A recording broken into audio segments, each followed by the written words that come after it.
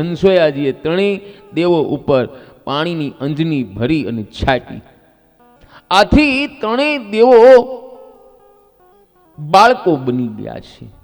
એ બહેનો, યુવા દીકરીઓ, યાદ રાખજો, એ પ્રતિવર્તા નારીમાં એટલી શક્તિ છે કે હંસોયાજીએ જે ત્રણેય લોકના અધિપતિ દેવો છે, આ સંસારને હલાવનારા છે, એ ત્રણેય દેવોને બહેનો ભાઈઓ નાના બાળ બનાવી દીધા. આ છે પ્રતિવર્તા નારીની શક્તિ. બાળ તો બનાવ્યા, પણ ત્રણેયને પારણિયામાં પોઢાડી અને હાલેડા ગાઈને ત્રણેયને સુરાવી દીધા છે. અને પ્રતિવર્તા નારીને બહેનો ભાઈઓ મારો પરમાત્મા પણ વંદન કરે છે. આટલી છે પ્રતિવર્તા નારીની તપસ્યા.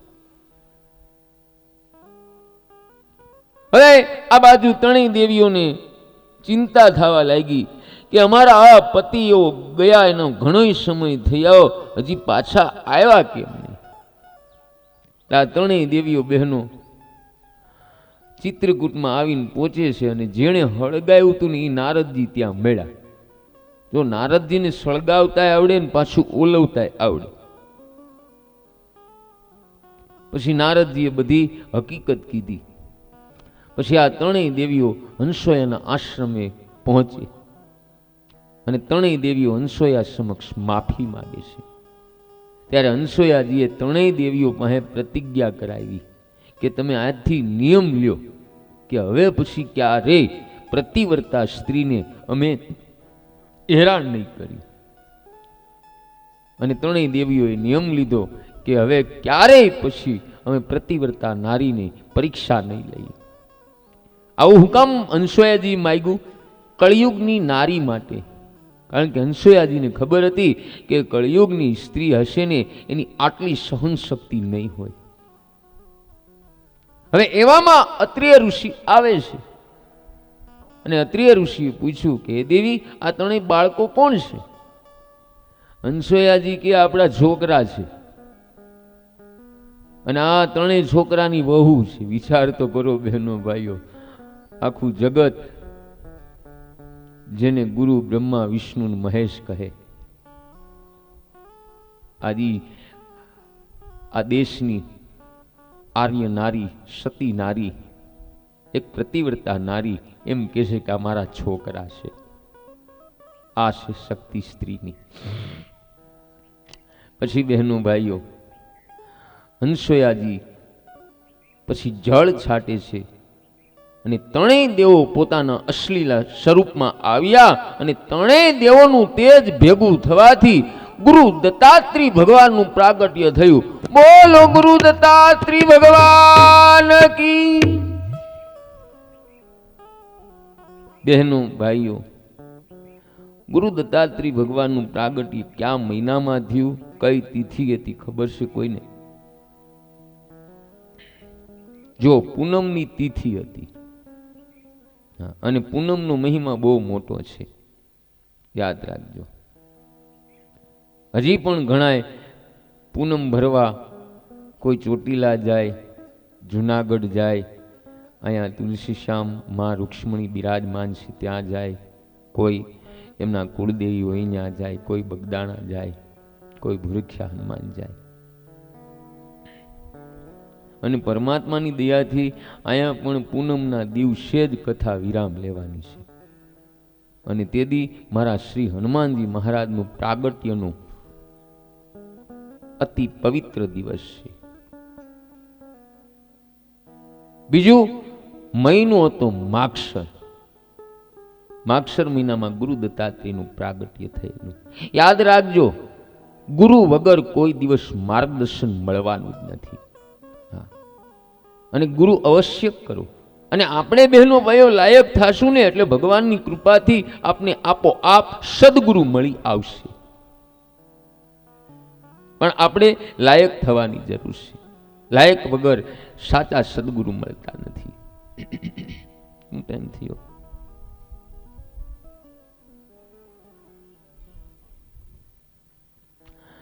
ત્યાર પછી બહેનો ભાઈઓ ધ્રુવજીનું ચરિત્ર આવે છે. આવો એમનું પણ આપણે થોડું ઘણું દર્શન જોઈએ.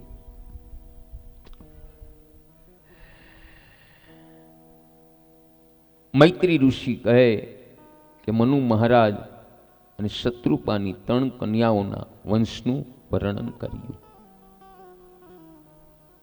હવે મનુ મહારાજના પુત્ર ઉતાનપાદ વિશે જોઈએ.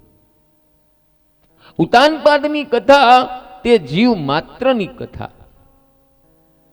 જો બહેનો ભાઈ, જીવ જન્મ લે ત્યારે માથું પહેલા બહાર કાઢે અને પછી પગ બહાર કાઢે, અને જેના પગ ઊંચે અને માથું નીચે તે ઉતાનપાદ.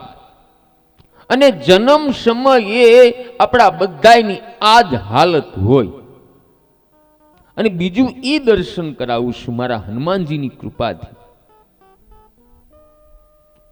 કે કોઈ બાળકનો જન્મ પગથી થયો હોય, સ્ત્રી હોય કે પુરુષ હોય, પરમાત્માનું એક અનમોલ વરદાન એ પગથી જન્મેલા બાળકને છે. એ બાળક મોટું થાય અને કોઈને પણ ટચક્યું થયું હોય અને એની વખત ઉપર 3 વખત ચાલે ને એટલે એનું ટચક્યું ટળી જાય છે. મેડિકલ સાયન્સની અંદર બહેનો ભાઈઓ હજી સુધીમાં ટચકિયાની દવા શોધાણી જ નથી. આમાં કોઈ અંધશ્રદ્ધા નથી, પૂરી જવાબદારીથી બોલું છું. ઘણાય આપણા અમુક એવા રોગ છે એની દવા નથી. એક કકવાની દવા નથી, એક ગાલ પચોળિયા થયા એની દવા નથી. ગાલ પચોળિયાની દવા લ્યો એમ વધે. એના જે સાધકો હોય, જે પરમાત્મા એને ગોઈતા હોય ને એની પાસે તમારે જાવું જ પડે. અને એક બાળકને ગળું પડ્યું હોય ને બહેનો ભાઈઓ એની પણ દવા નથી. અને બાળકને ગળું શા માટે પડે? ઘણાય લોકોને બાળકને રમાડવાની પદ્ધતિ ખબર ન હોય. બાળક નાનું હોય પછી બાળકને આમ ઉલાળી રમાડતા હોય ત્યારે બાળકને ગળું પડે છે. પછી બાળક રુદન કરે, માતા પિતા ખૂબ ગભરાય, હોસ્પિટલે જાય, ડોક્ટર એમ કહે કે આને આમ છે ને તેમ છે. હકીકત એ ડોક્ટરની પણ ન્યા સુધી પહોંચ ન હોય.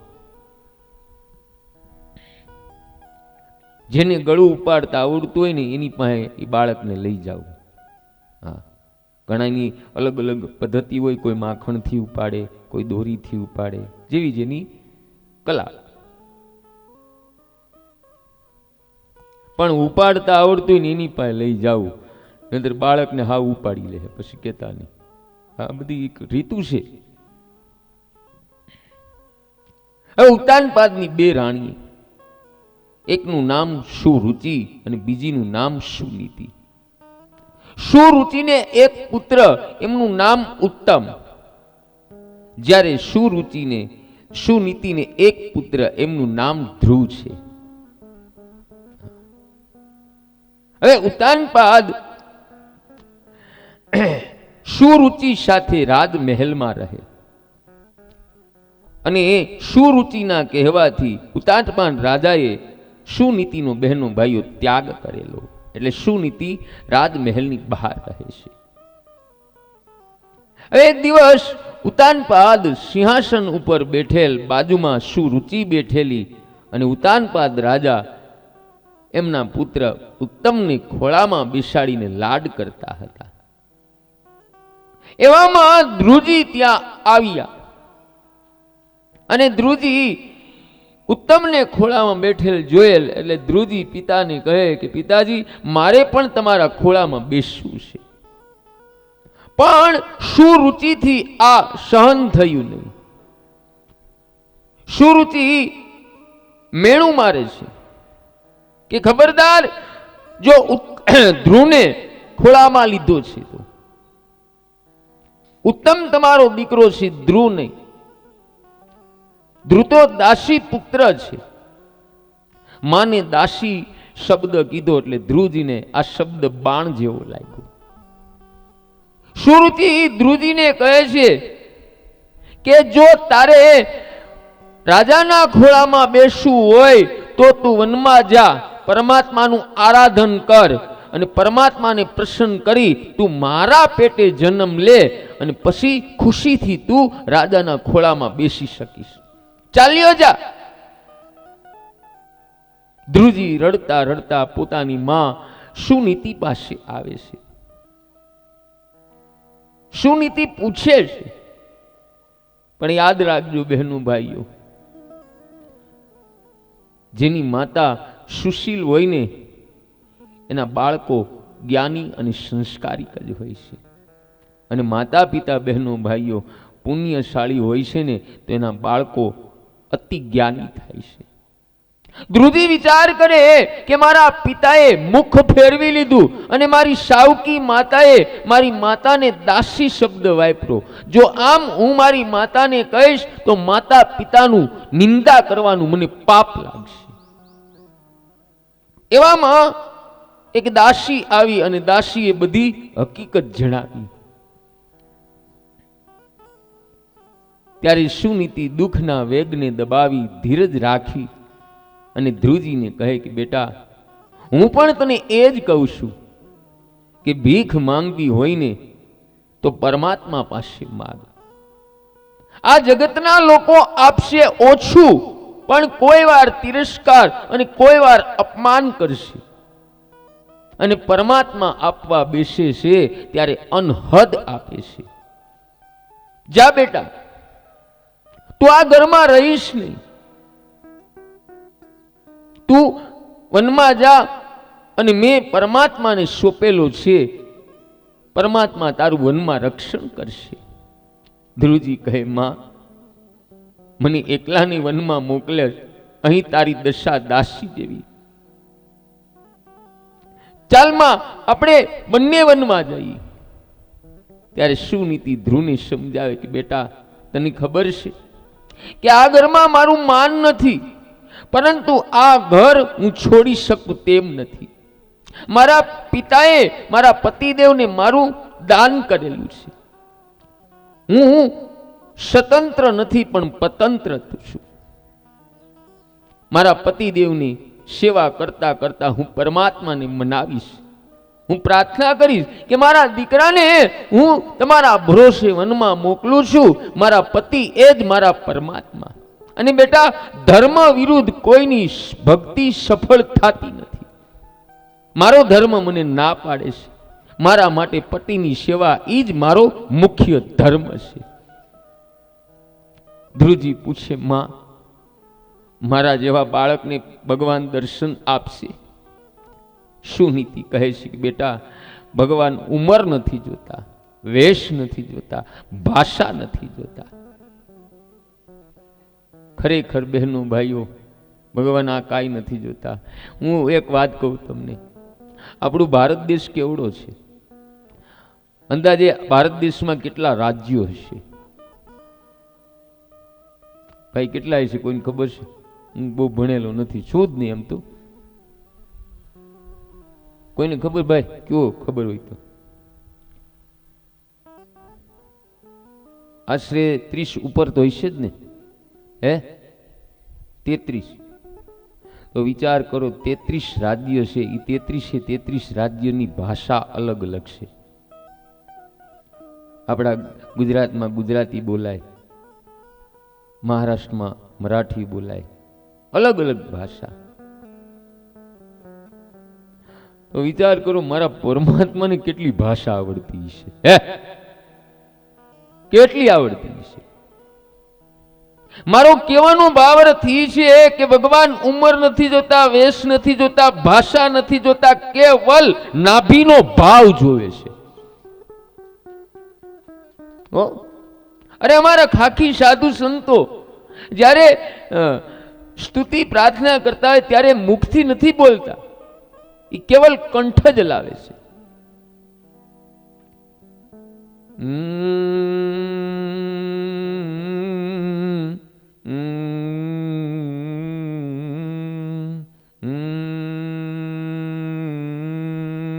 આ રીતે અમારા ખાખી સંતો ભગવાનની પ્રાર્થના કરે છે. એ કબૂતરનું ઘૂ ઘૂ ઘૂ, ચકલાનું ચૂ ચૂ ચૂ, એ એની પ્રાર્થના ત્યાંથી કરી. એની પાસે ક્યાં શબ્દ છે? એટલે કદાચ શબ્દોમાં બહેનો ભાઈઓ ભૂલ થાય ને તો ચાલશે, પણ તમારા ભાવમાં અને તમારા નાભી કમળમાં કોઈ ભૂલ ન રહેવી જોઈએ. યાદ રાખજો.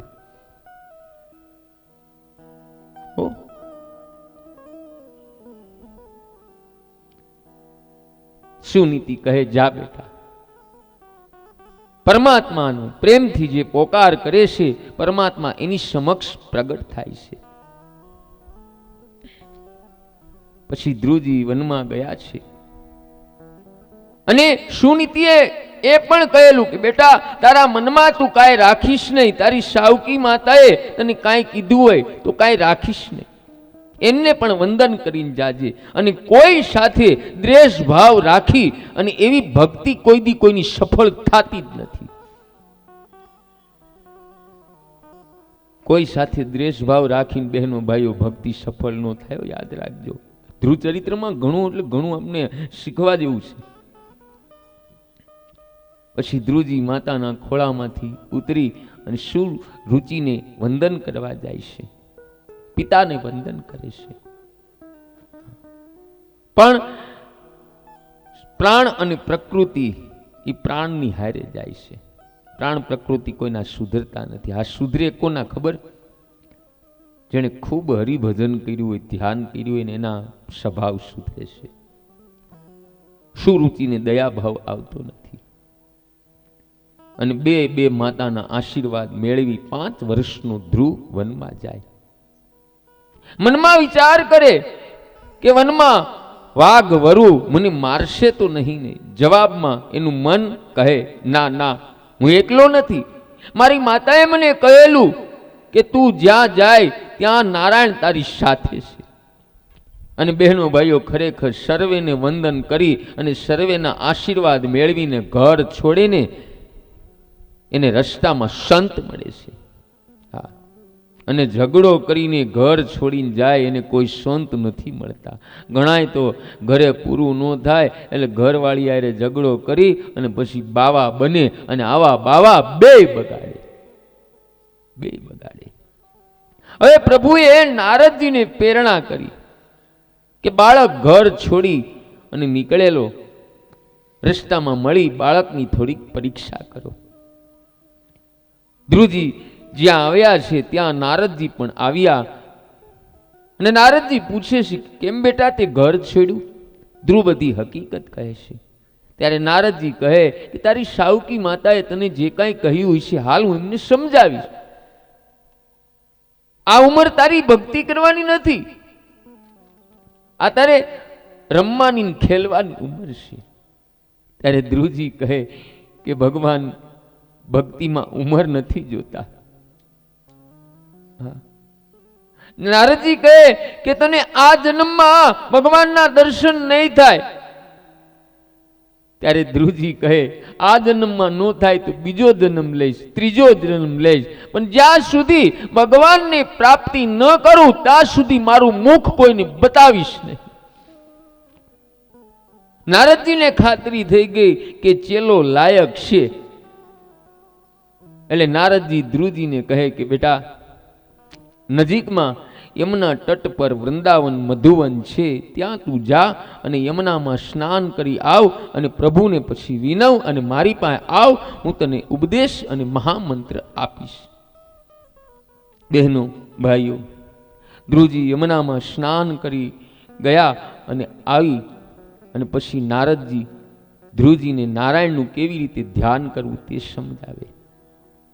પહેલા ભગવાનની માનસિક સેવા કરવાની, પછી ધ્યાન કરવાનું અને 12 અક્ષરનો એક મહામંત્ર આપે. આવો આપણે પણ આ મંત્રનું સ્મરણ કરીએ. આ મંત્રમાં બહેનો ભાઈઓ અદ્ભુત શક્તિ છે. શાસ્ત્રો કહે છે, મહાપુરુષો કહે છે કે આ મંત્રનો જપ કરવાથી આપણા પિતૃઓને મોક્ષ મળે છે.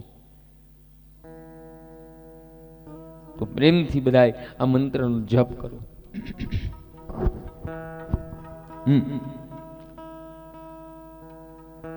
ઓમ ભગવતી વાસુદેવાય બોલો.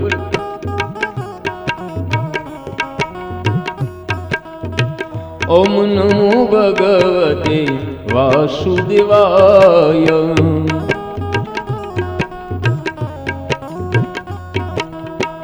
ઓમ નમો ભગવતે વાસુદેવાય.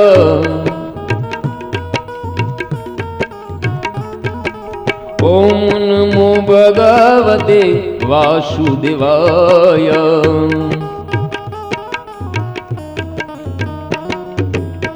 ઓમ નમો ભગવતે વાસુદેવાય.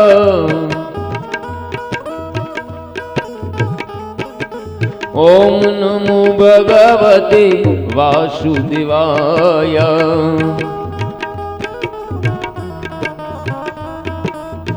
વાસુદેવ બોલે ના પિતૃ મોક્ષ પામે. બોલો. વાસુદેવ બોલે ના પાપ બળી જાય.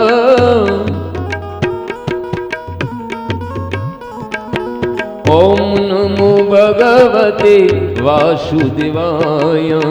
ઓમ નમો ભગવતે વાસુદેવાય. ઓમ નમો ભગવતે વાસુદેવાય. ઓમ નમો ભગવતે વાસુદેવાય મંત્ર આપે. નારદજી ઉપદેશ આપે છે કે આંખ ભગવાનના દર્શન કરે, મન પરમાત્માનું સ્મરણ કરે, જીભ જાપ કરે અને કાન મંત્રના અક્ષરને બરાબર સાંભળે. એવી રીતે તું જાપ કરજે. મારો તને આશીર્વાદ છે કે 6 મહિનામાં નારાયણ ભગવાનના તને દર્શન થશે અને ભગવાન મળશે. આટલો ઉપદેશ આપી અને નારદજી ત્યાંથી વિદાય લે. પાછા નારદજીએ નક્કી કર્યું છે હવે ક્યાં આવવાના? ધ્રુવના પિતા પાસે. થોડીક વાર લાગશે. આવી ગયા દેવી?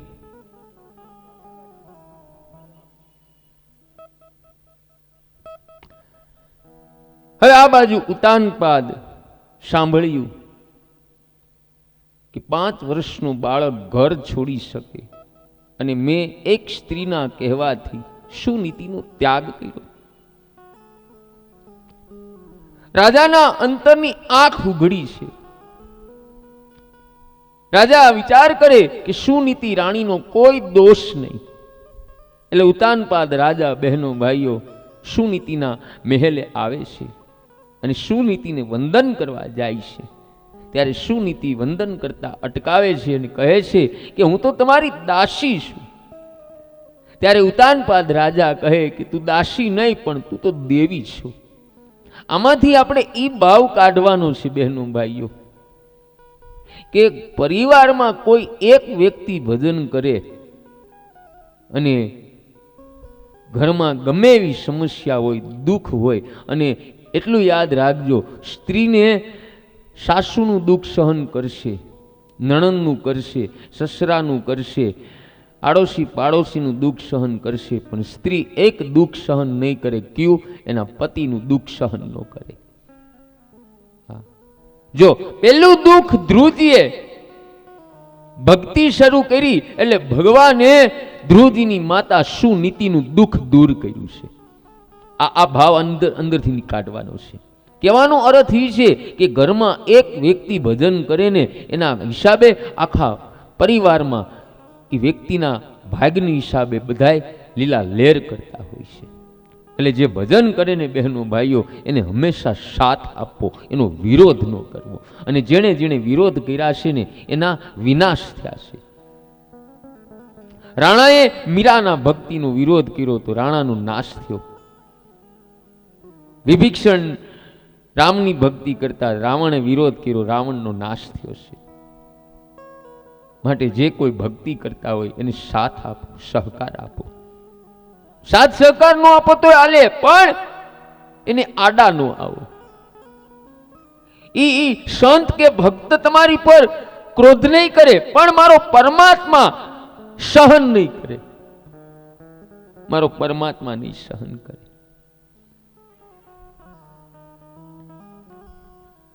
એટલે ધ્રુવજીએ પહેલા જ એની માતાનું દુઃખ દૂર કર્યું છે. પછી આજ પતિ પત્ની ઘણા વર્ષે મળ્યા છે. જે કાંઈ પાપ હતું એ બધું આંખથી બહાર આવ્યું છે. હવે રાજાનું હૃદય શુદ્ધ થયું છે, દુખી થાય છે. તે જ સમયે નારદજી ત્યાં આવે. નારદજીએ નિર્ણય કર્યો કે આ મારા ચેલાનો બાપ છે, ચેલાના બાપને પણ મારે સુધારવો છે. નારદજી આવી અને રાજાને કુશળ સમાચાર પૂછે. રાજા કહે કે મહારાજ, હું કામી છું. હું એક સ્ત્રીના કહેવાથી મેં મારા બાળકનો તિરસ્કાર કર્યો, જેથી મારો દીકરો ઘર છોડીને ક્યાંક ચાલ્યો ગયો. હવે નારદજી બહેનો ભાઈઓ બધુંય જાણે, પણ રાજાને સુધારવા માટે ઠપકો આપે કે હવે રડવાથી કાંઈ ફાયદો નથી, રડવાથી કાંઈ બાળક પાછો આવવાનો નથી. પણ રાજા કહે કે મહારાજ, મને કોઈ માર્ગ બતાવો જેથી મારા આ મનને શાંતિ રહે. તમે જેમ કહેશો એમ હું કરવા તૈયાર છું. ત્યારે નારદજી કહે કે તું 6 મહિના સુધી અનાજ લેતો નહીં, 6 મહિના સુધી તારે દૂધ ઉપર રહેવાનું. આ 6 મહિનાનું તને અનુષ્ઠાન આપું છું. નારદજીએ બહેનો ભાઈઓ એને પણ મહામંત્ર આપ્યો. આવો આ મંત્રનો પણ જપ કરી. 2 મિનિટ જાળવજો વડીલો, બધાને કહી દો. ભલે દેવી આવ્યા. હરે રામ રામ રામ હરે હરે.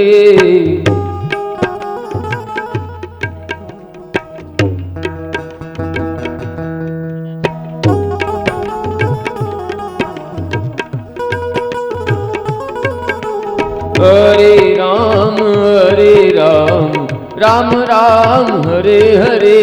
બોલો.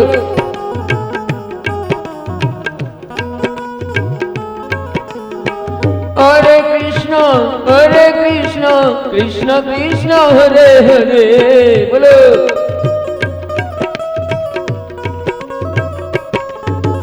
હરે રામ રામ રામ હરે હરે.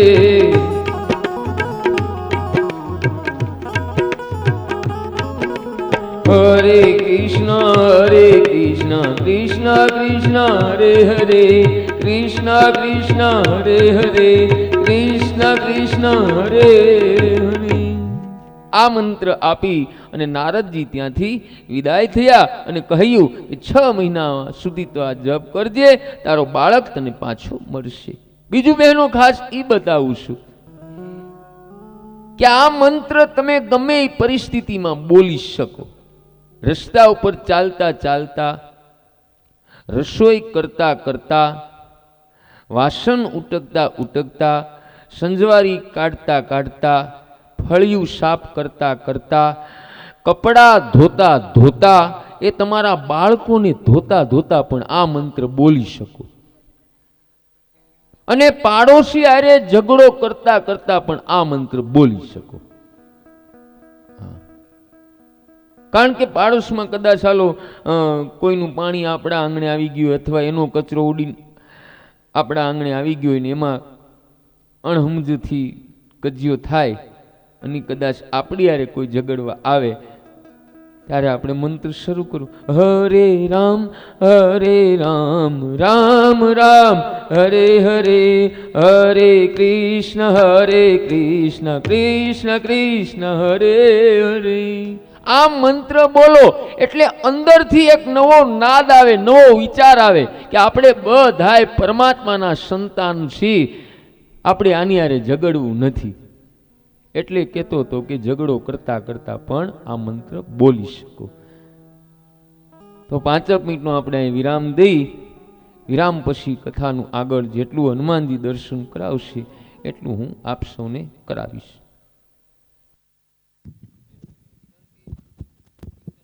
હલો.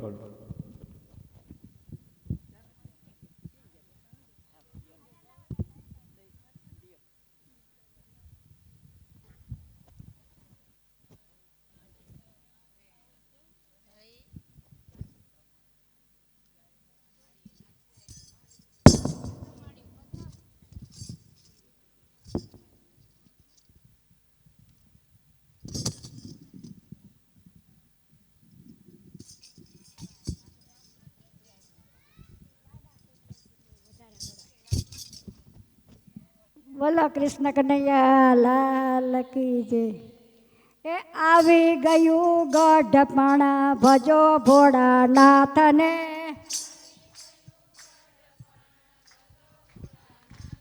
એ આવી ગયું ગઢપણ ભજો ભોળાનાથને.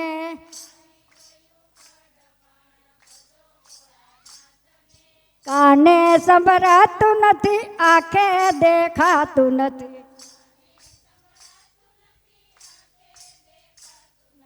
કાને સંભળાતું નથી, આંખે દેખાતું નથી. વાડ થયા દોરા ભજો ને ભોળાનાથને.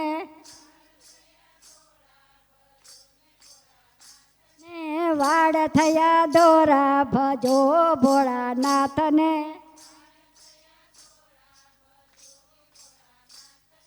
આવી ગયું ગઢપણ ભજો ભોળાનાથને.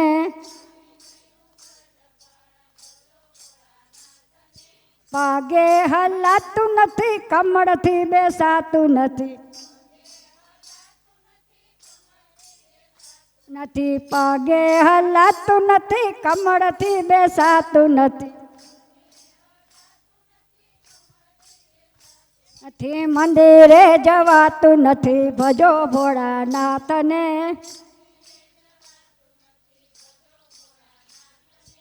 આવી ગયું ગઢપણ ભજો ભોળાનાથને.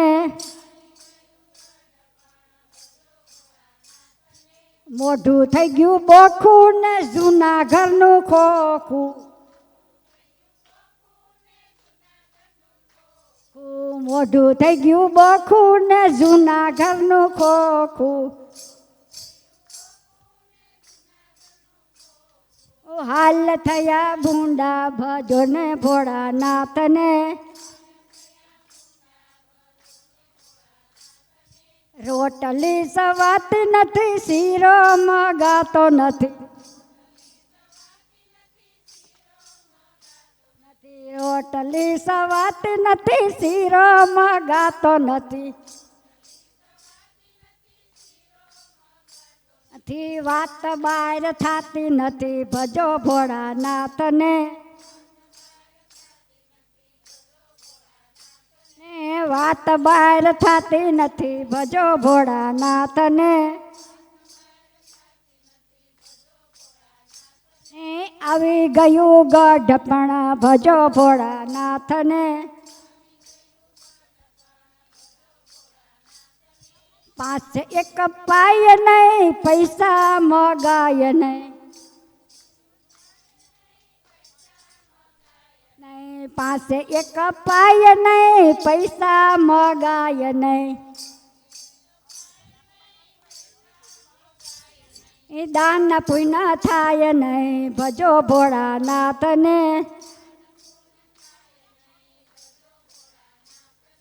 આવી ગયું ગઢપણ ભજો ભોળાનાથને.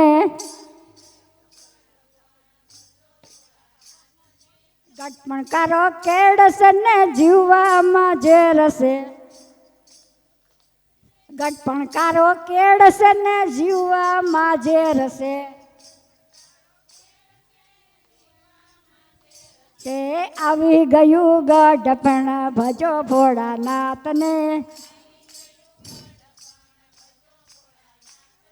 ખૂણામાં ખાટલો ને દવાનો વાટલો. ગઢપણ કારો કેળશે, જીવવામાં ઝેરશે. આવી ગયું ગઢપણ ભજો ભોળાનાથને. બોલો કૃષ્ણ કનૈયા લાલ.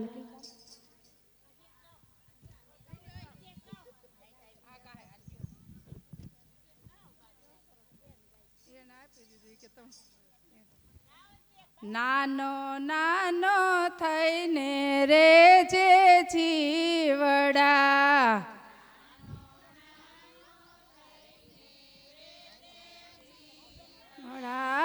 મોટા થવામાં જરે નથી માનજો.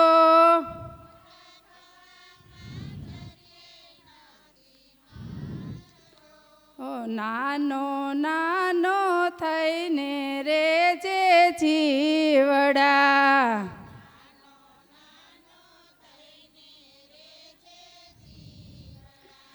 મોટા મોટા રાવણ સરખા ચાલ્યા ગયા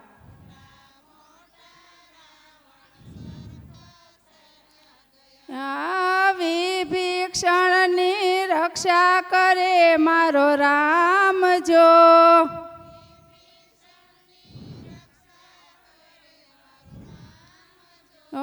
નાનો નાનો થઈને રેજે જીવડા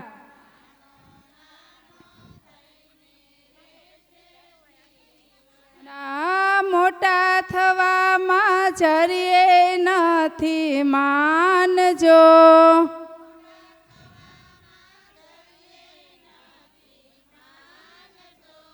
મોટા મોટા કંસ સરખા ચાલ્યા ગયા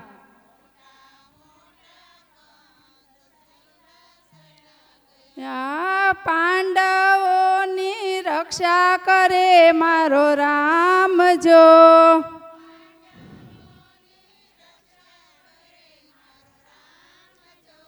નાનો નાનો થઈને રેજે જીવડા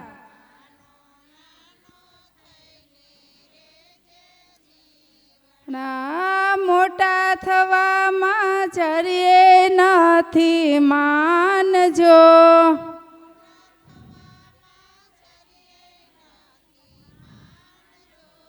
મોટા મોટા સાસુ ને સસરા ચાલ્યા ગયા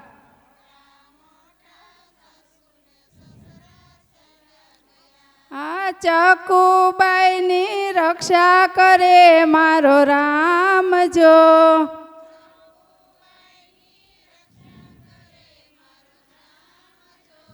નાનો નાનો થઈને રેજે જીવડા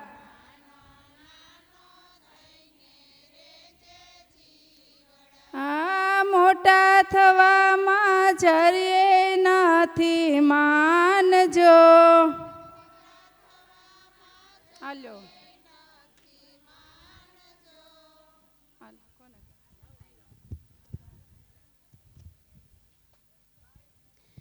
બોલો કૃષ્ણ કનૈયા લાલ કી છે હરિ ઓમ બોલતા જાવ પાપને ધક્કો મારતા જાવ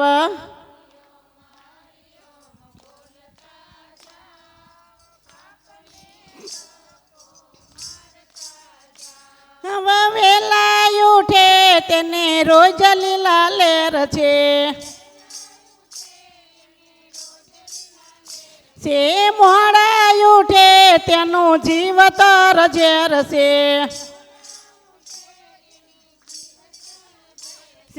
હરિ ઓમ બોલતા જાવ પાપને ધક્કો મારતા જાવ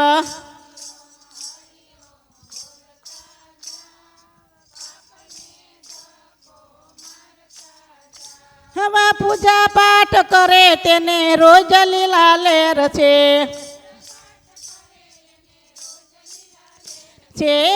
આળસ કરે તેનું જીવતર ઝેર છે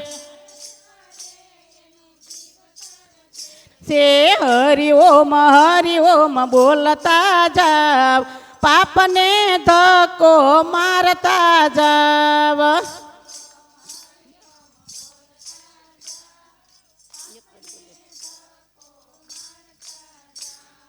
મંદિરે જાય તેને રોજ લીલા લેર છે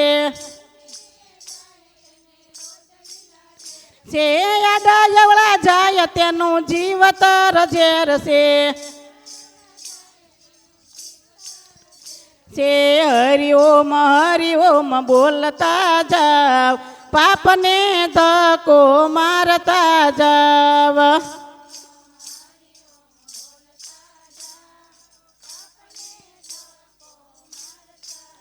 બોલો કૃષ્ણ કનૈયા લાલ કી જય.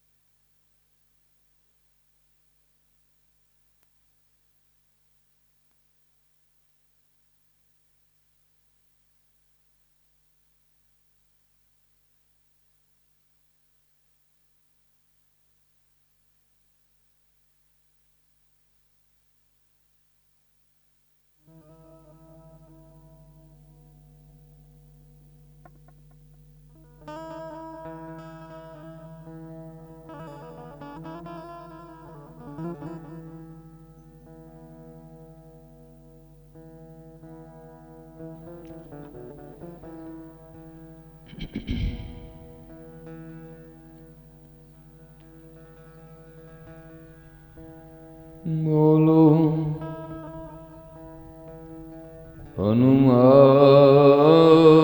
હનુમાનજી મહારાજ કી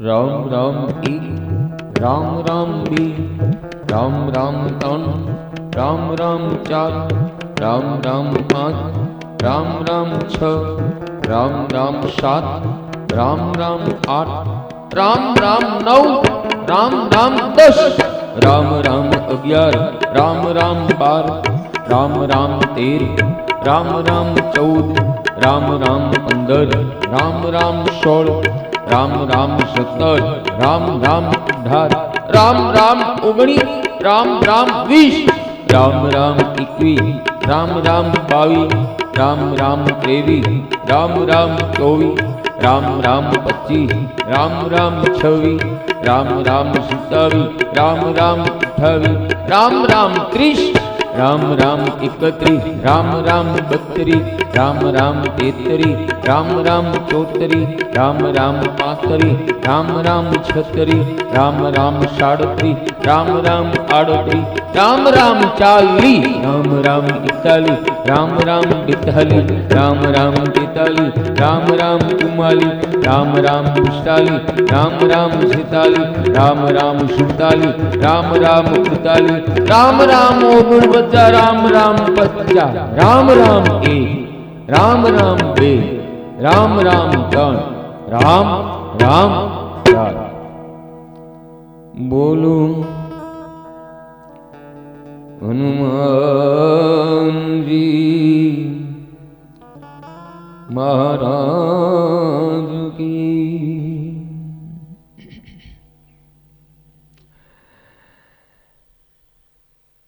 આજે મારાથી ક્યાંય માળામાં ક્યાંક ગડબડ ગોટો થયો છે. ક્યાં થયો? 39, 39, સરસ. હું ક્યાં ભૂલ કરું બરાબર તમે ધ્યાન રાખ્યું?